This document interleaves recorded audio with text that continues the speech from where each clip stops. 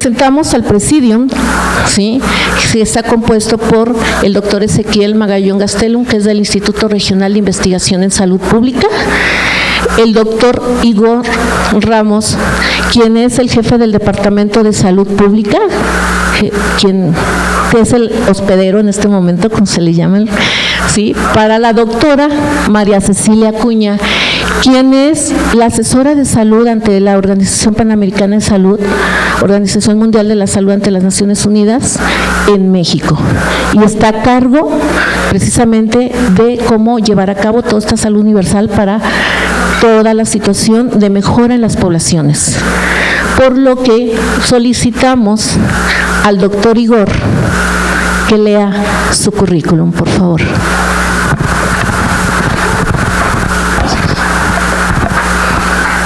Muchas gracias, buenos días a todos, a todas, gracias. Y quiero en especial agradecer la presencia de la doctora Ceci Acuña, que se dio el tiempo y la oportunidad de acompañarnos el día de hoy para esta conferencia que tenemos.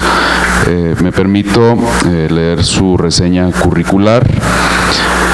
La doctora Cecilia Acuña es chilena, obtuvo el título de médico cirujano en la Universidad de Chile, un diplomado en Administración de Servicios de Salud en la misma universidad y una maestría en Gobierno de Instituciones Sanitarias en la Universidad de Cataluña.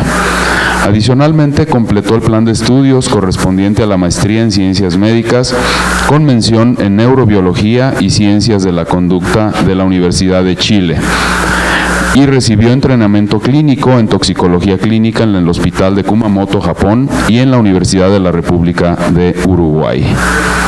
Es ciudadana del mundo. Su trayectoria laboral destaca que la doctora Acuña inició su vida laboral en el Ministerio de Salud de Chile y trabajó para dicho ministerio por 10 años, de 1990 al año 2000, periodo en el cual desempeñó diversos cargos técnicos y directivos, entre los cuales se destaca el haber sido parte del equipo de diseño de la reforma sectorial en el Departamento de Desarrollo Institucional y responsable del componente orientado a diseñar un nuevo modelo de control de calidad y gestión para el suministro de medicamentos y dispositivos médicos en el sistema público de salud. Fue jefa de operaciones y subdirectora de la Central Nacional de Abastecimiento del Ministerio de Salud, a cargo de la adquisición, almacenamiento y distribución de productos destinados a la red asistencial del sistema público en salud. Y también fue jefa del Departamento de Relaciones Internacionales del Seguro Público de Salud en Chile. En el año 2000, la doctora Acuña se traslada a Washington, D.C. para trabajar en la Organización Panamericana de la Salud como consultora del proyecto Exclusión Social en Salud en Centroamérica, a cargo de desarrollar marcos conceptuales y herramientas metodológicas para caracterizar la exclusión del acceso a servicios de salud en la región de América Latina y el Caribe. En 2001 asume el cargo de coordinadora técnica de la Iniciativa de Protección Social en Salud de la OPS-OMS, a cargo del desarrollo de marcos conceptuales y analíticos y de las herramientas metodológicas de la línea de trabajo en protección social en salud. Y en el 2006 pasa a ser jefa del programa de protección social en salud de la OPS-OMS. En febrero de 2010 se le designa punto focal del área de sistemas y servicios de salud de OPS-OMS para organizar las acciones de respuesta frente al terremoto que devastó Haití en enero de ese año. Y en junio de 2010 se traslada a dicho país como responsable del equipo de sistemas y servicios de salud de OPS para liderar las actividades de cooperación técnica y humanitaria. En 2012, la doctora Acuña asume el cargo de asesora de sistemas y servicios de salud en la oficina de OPS-OMS en Ecuador. Y también tiene varias funciones dentro de este mismo país, hasta que en enero de 2017 la doctora Acuña asume el cargo de asesora de sistemas y servicios de salud en la oficina de OPS en México. responsable de coordinar y ejecutar actividades de cooperación técnica en esta área para nuestro país a partir de esa fecha. Y ese fue principalmente el motivo por el que la invitamos a impartir esta conferencia, y de verdad es un honor tenerla entre nosotros. Ha tenido actividades en grupos de expertos en distintas áreas, todo en la cuestión de sistemas y servicios de salud. También ha sido docente en distintas instituciones, como en el Instituto Nacional de Salud Pública en México, en la Universidad de Chile, de Santiago de Chile, en la George Washington University, y también en la Sistemas de Protección Social en Salud, FONASA, CEPAL, Eurosocial de Santiago de Chile. Tiene más de 20 publicaciones en su currículum, y realmente pues la doctora Acuña tiene una gran experiencia, y que afortunadamente está trabajando en México actualmente. Y la intención de invitarla es que nos platicara, y por tanto el título de su ponencia, La salud universal y la atención primaria en la Agenda de Desarrollo Sostenible, para este seminario, dado lo que sabemos todos, cómo se está conformando el escenario a nivel nacional en términos de las políticas para la atención a la salud, y que obviamente desde el nivel nacional se está tomando acuerdos con OPS para su apoyo, y que todos los estados en nuestro país van a tomar esta ruta de trabajo. Afortunadamente lo veníamos comentando, y que si esto se logra realmente va a ser un gran avance para nuestro país en términos de atención primaria. Entonces, sin más preámbulo, pues quiero darle la bienvenida, pedirle un aplauso a todos ustedes para la doctora, para que se anime a abrir su charla. Adelante, por favor, le dejamos el micrófono. Bueno, pues muchísimas gracias a la doctora Ceci por haber aceptado esta invitación, con quien hemos trabajado estrechamente con ella a través también del campus virtual de salud pública que tiene esta Universidad de Guadalajara junto con OPS. Cedemos la palabra a la doctora Ceci para su conferencia magistral. Muchas gracias. ¿Puede aquí? ¿Quiere ayudar o quiere andar? Quiero...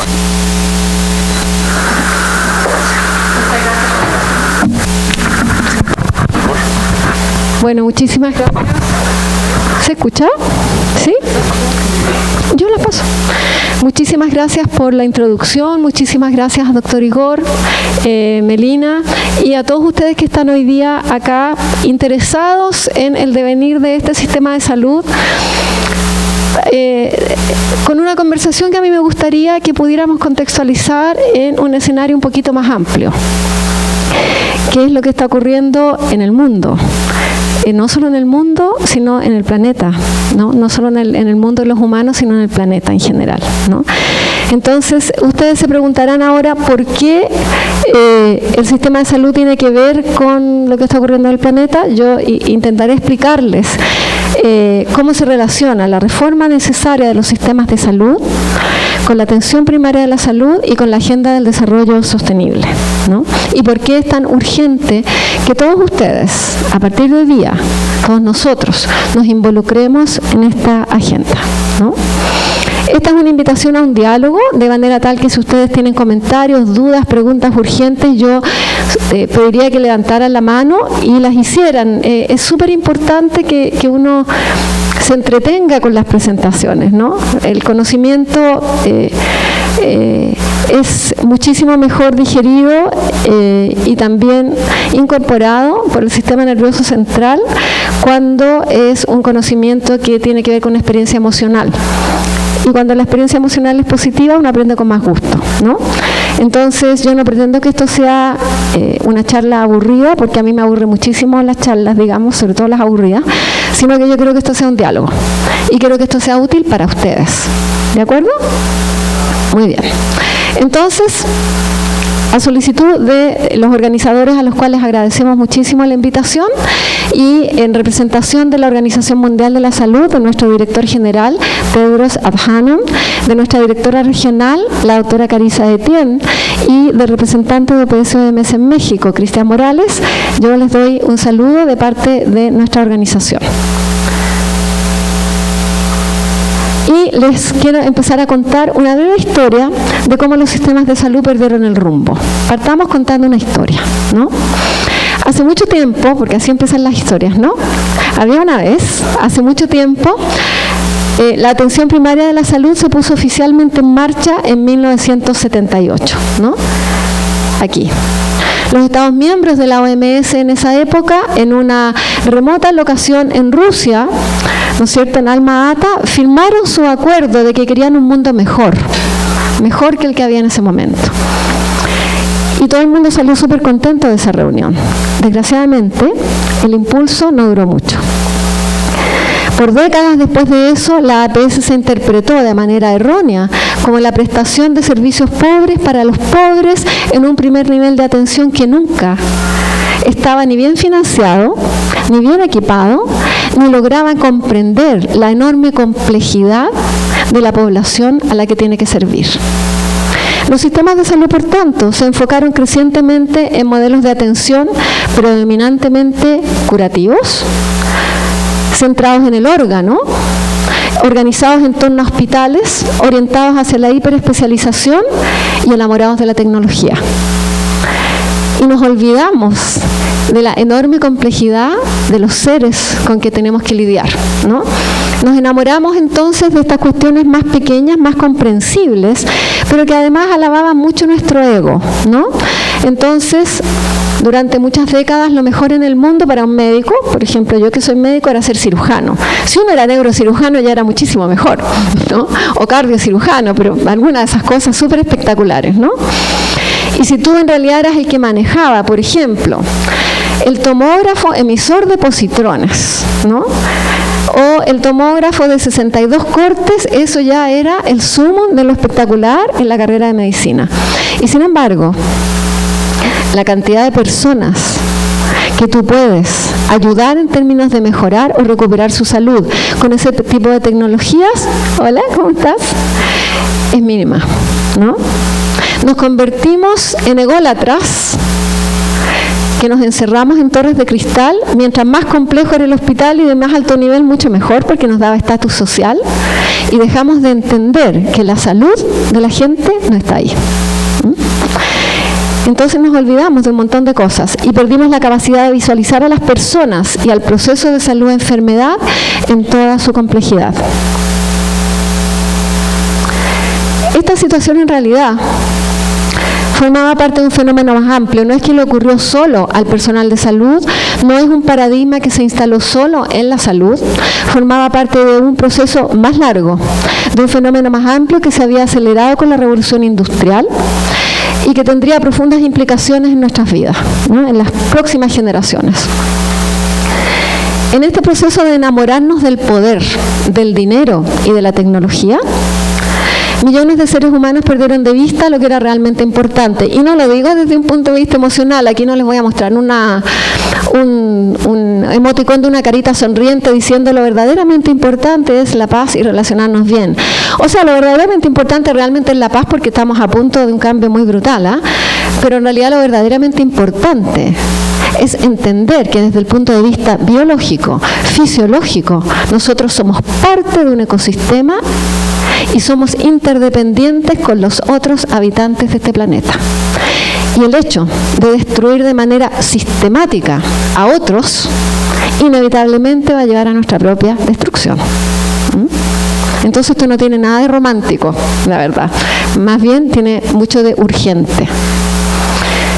Entonces, estas generaciones, ¿no es cierto?, que se enamoraron del poder, del dinero, de la tecnología y del egocentrismo de sentir que somos, como dicen algunos de estos mitos que se han inventado los seres humanos, los reyes de la creación, ¿no?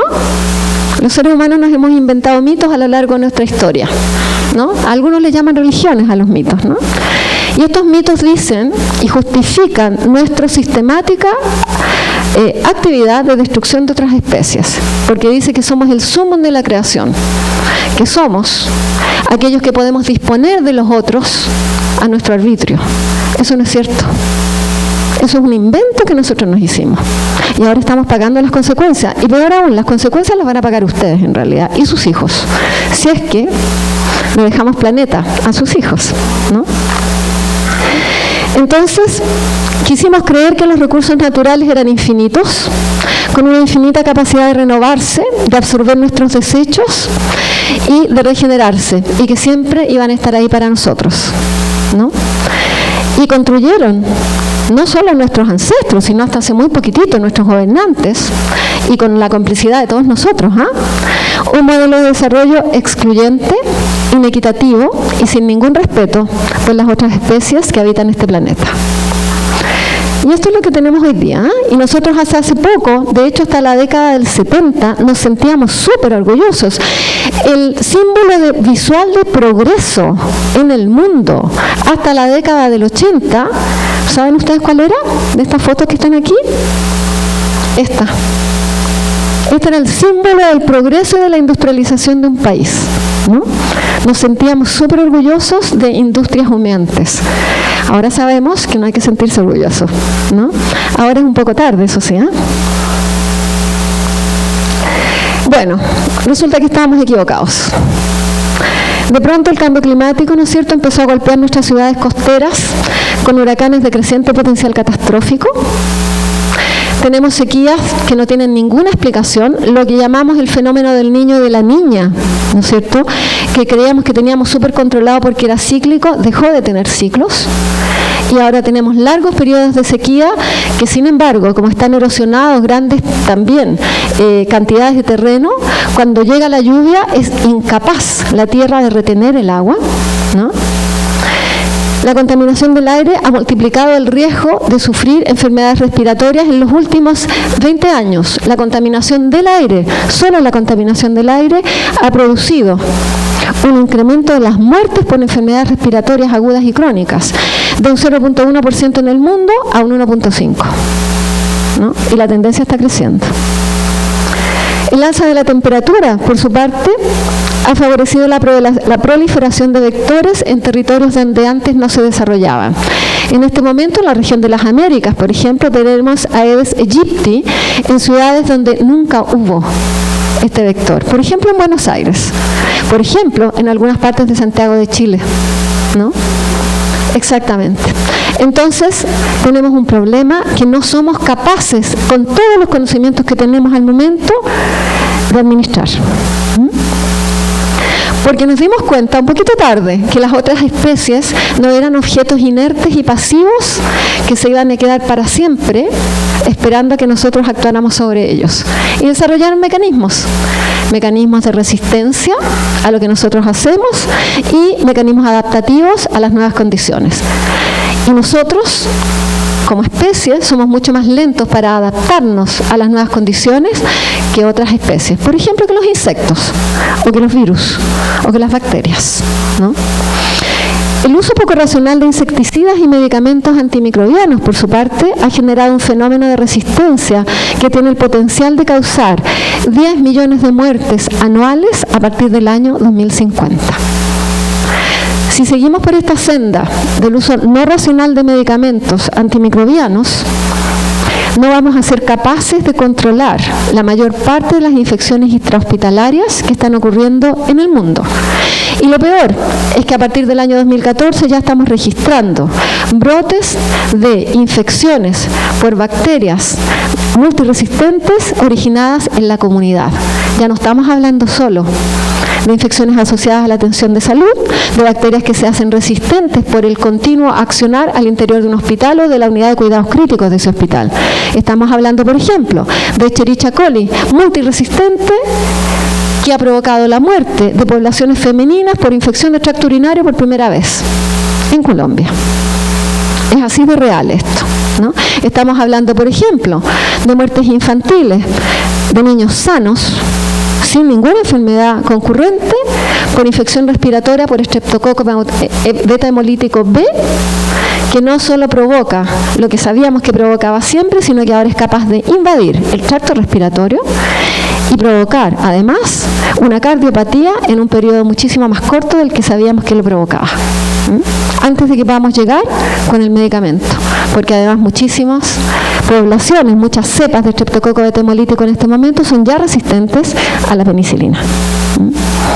Y bueno, y qué decir, y también a lo otro que hemos dado como pasto en reemplazo de la penicilina, a la cefalosporina de primera, de segunda, de tercera, a los ciprofloxacinos y a todos los floxacinos, ¿no? Entonces ahora tenemos un problema que no sabemos cómo administrar, porque las bacterias, los hongos, los virus no eran objetos inanimados con los cuales podíamos hacer experimentos, eran seres que evolucionaban y más rápido que nosotros, ¿no? Entonces rompimos el equilibrio y ahora nos encontramos con que el tiempo se nos está acabando, ¿no? No el tiempo para esta generación, no el tiempo político, el tiempo de este planeta, de nuestra existencia en este planeta. Y no estoy siendo dramática. Les recomiendo que lean el último informe del panel de expertos en medio ambiente de Naciones Unidas, que acaba de salir hace una semana, donde plantea exactamente esto. Y donde dice en su última página algo que a mí me gustaría que ustedes recordaran cuando salieran de este auditorio, ¿no? Dice, el planeta seguirá existiendo. La especie humana puede que no, ¿no?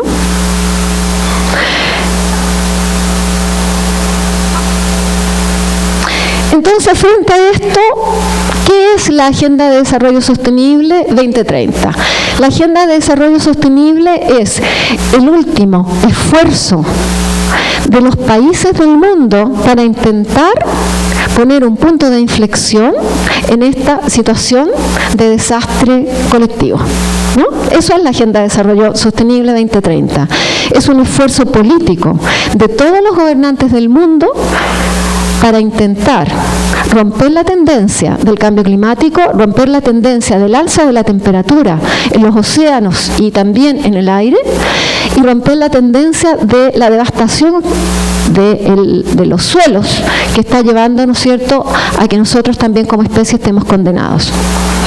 Parte entonces de esta agenda de desarrollo sostenible, a diferencia de los objetivos de desarrollo del milenio, parte importante de esta agenda está dedicada a otras especies, no solo a nosotros. Y eso representa un cambio fundamental de mirada. La Agenda de Desarrollo Sostenible, colegas queridos y futuros colegas, no son cuadritos de colores nomás, ¿no? Todo el mundo dice, no, la agenda, yo le pregunto a veces a los estudiantes, a ver, ¿usted qué cree que es la Agenda de Desarrollo Sostenible? Son esos cuadritos de colores, me decía el otro día. Claro, le dije, no, la verdad es que no son los cuadritos de colores, ¿no? Entonces, aparecen cuadritos de colores, ¿eh? pero mucho que eso.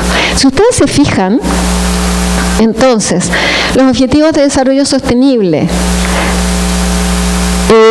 número 13, 14 y 15 tienen que ver con otros que viven en este planeta y de cuya existencia la nuestra depende fundamentalmente.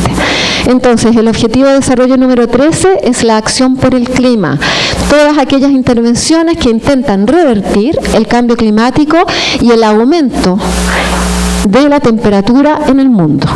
¿Por qué? ¿Ustedes saben por qué o no? Lo deben haber escuchado en las noticias, ¿o no? A partir de la revolución industrial, la especie humana se ha encargado de que la temperatura suba en 1 grado completo. Si sube 1.5 grados más, este cambio va a ser irreversible, se van a morir las especies marinas, se van a desaparecer los insectos polinizadores y adivinen qué, vamos a morirnos nosotros, ¿no? Entonces, la acción por el cambio climático tiene que ver con aquellas intervenciones de los gobiernos, de las comunidades, de los ciudadanos, por revertir el cambio, el incremento de la temperatura en 1.5 grados en los próximos 20 años. El Objetivo de Desarrollo Sostenible número 14 tiene que ver con todas aquellas intervenciones que pretenden mantener la vida en los océanos, la vida marina, ¿no? No solo de los peces, sino también de todos los mamíferos que allí viven, de todos los corales que allí viven, de todas las especies vivas del océano. El Objetivo Sostenible número 15 tiene que ver con aquellas intervenciones que buscan preservar los bosques, preservar las especies vegetales antes de que se sigan extinguiendo, ¿no? Uno podría preguntarse por qué a los seres humanos ahora les preocupa tanto esto de las otras especies. Si hemos sido tan descuidados, por decirlo de alguna manera, con los otros. En este momento estamos ya oficialmente en la 6ª extinción masiva de este planeta. La 5ª extinción masiva, la extinción anterior a esta, se había producido en la última glaciación. Imagínense qué eficientes hemos sido los seres humanos en provocar la próxima, ¿no? La 6ª. Nosotros nos hemos encargado en los últimos 250 años de extinguir el 85% de las especies de insectos que poblaban este planeta cuando empezó la revolución industrial. Lo que estamos tratando de salvar es al 15% restante, incluidos los insectos polinizadores. Si seguimos en esta velocidad de extinción de las abejas, nos vamos a quedar sin uno de los principales polinizadores del planeta dentro de 10 años. Y por tanto las especies vegetales ya no van a tener cómo reproducirse, ¿no? Entonces es súper importante que entendamos cuál es la cadena de eventos que ha conducido a esto y el rol que nosotros tenemos que jugar en la agenda de desarrollo sostenible. No en aprendernos los cuadritos de colores, en las acciones que podemos desarrollar día a día para poder ser parte de la agenda y detener esta destrucción, ¿no? El resto de la agenda de desarrollo sostenible tiene que ver con cómo la especie humana va a intentar vivir la vida de otra manera, cambiar su modelo de desarrollo, cambiar su paradigma de existencia e intentar convivir con otros y consigo mismo, ¿no? Entonces hay un objetivo de desarrollo sostenible que es el 16, que es paz, justicia, ¿no es cierto?, e instituciones sólidas, que tiene que ver con que los seres humanos aprendamos de una vez por todas a que la guerra no es la solución de los conflictos, a que el dinero no es el objeto último de la felicidad y que por tanto la corrupción provocada por la guerra y por el dinero, ¿no es cierto?, debe ser eliminada de nuestras instituciones. Uno de los objetivos de desarrollo sostenible, que es el 3, está exclusivamente dedicado a la salud. Sin embargo, las acciones sanitarias y el sistema de salud tienen implicaciones directas sobre muchos otros de los objetivos de desarrollo sostenible. Por ejemplo, sobre el tema de terminar con el hambre en el mundo. ¿A través de qué? A través de sistemas que garanticen alimentación segura, alimentación limpia, alimentación que no le haga daño a los niños y a las personas, ¿no? Cuando hablamos de alimentación segura, no solo estamos hablando de alimentos descontaminados de otros seres vivos que pueden provocarnos infecciones. Estamos hablando particularmente y sobre todo de ser capaces de reducir la cantidad de residuos químicos, y en particular de metales pesados, de alimentos y sobre todo del agua. Yo no sé si ustedes saben que en Ciudad de México y en muchos otros estados de este país, pero en Ciudad de México es donde tenemos la evidencia, el agua tiene una cantidad que sobrepasa más o menos en 1200 veces la cantidad de arsénico que debería tener el agua que pueden beber los seres humanos. ¿Ustedes saben lo que le hace el arsénico a los seres humanos? ¿No? ¿Alguno de ustedes ha estudiado toxicología? Bueno, es un veneno. Es un veneno. Si uno quiere envenenar a alguien, podría ponerle arsénico. La muerte es dolorosa, eso sí, el cianuro es mucho mejor, ¿no? Claro, pero bueno. El arsénico va generando tres cosas, en tres grandes sistemas de la fisiología humana. En primer lugar, va generando una destrucción de la vellosidad intestinal, de manera tal que las personas son cada vez menos capaces de absorber los alimentos y empiezan a tener un problema crónico de mala absorción. Y termina por destruir, además, las capas, ¿no es cierto?, las túnicas del tubo digestivo.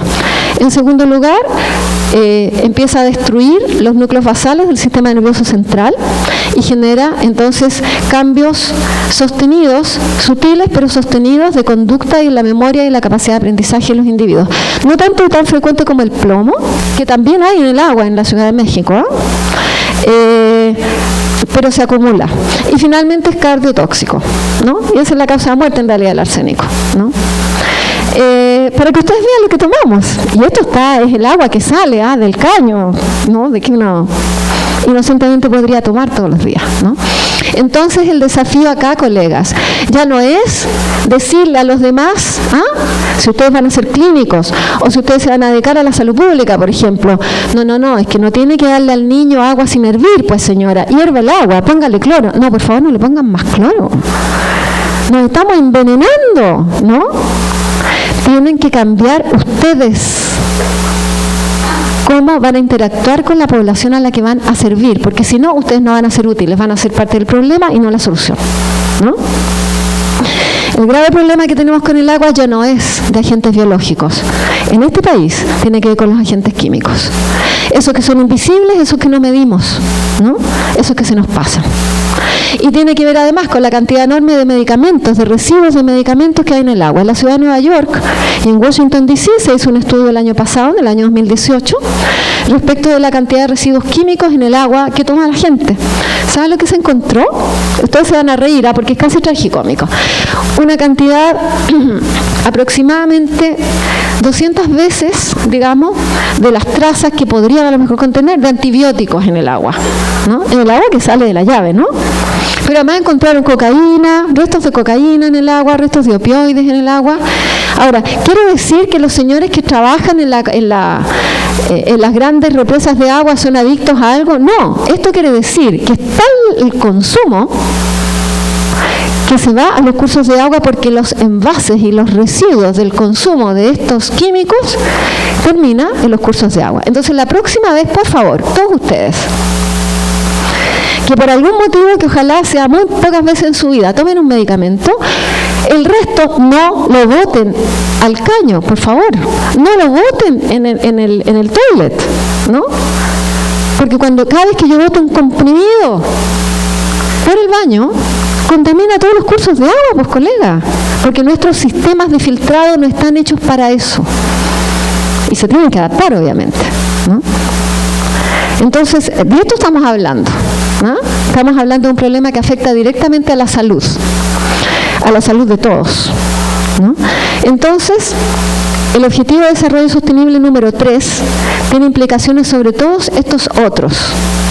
Y el Objetivo de Desarrollo 13, 14 y 15 tiene implicaciones directas